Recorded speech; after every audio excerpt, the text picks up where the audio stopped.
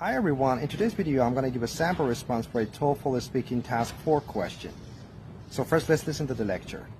So, let's talk about money. What is money?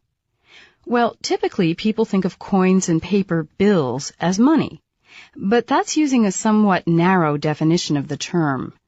A broad definition is this: money is anything that people can use to make purchases with. Since many things can be used to make purchases, money can have many different forms. Certainly, coins and bills are one form of money.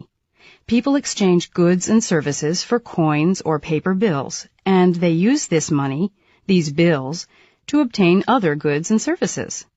For example, you might give a taxi driver $5 to purchase a ride in his taxi, and he in turn gives the $5 to a farmer to buy some vegetables. But, as I said, coins and bills aren't the only form of money under this broad definition. Some societies make use of a barter system. Basically, in a barter system, people exchange goods and services directly for other goods and services. The taxi driver, for example, might give a ride to a farmer in exchange for some vegetables. Since the vegetables are used to pay for a service, by our broad definition, the vegetables are used in barter as a form of money. Now, as I mentioned, there's also a second, a narrower definition of money. In the United States, only coins and bills are legal tender, meaning that by law, a seller must accept them as payment. The taxi driver must accept coins or bills as payment for a taxi ride, okay?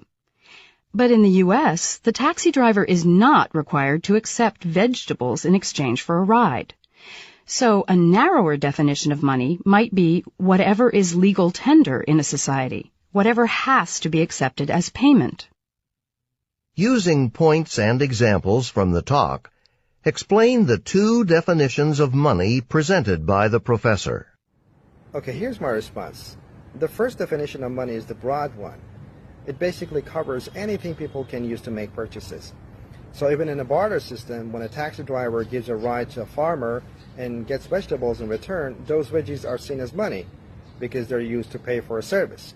On the flip side, the narrow definition is stricter.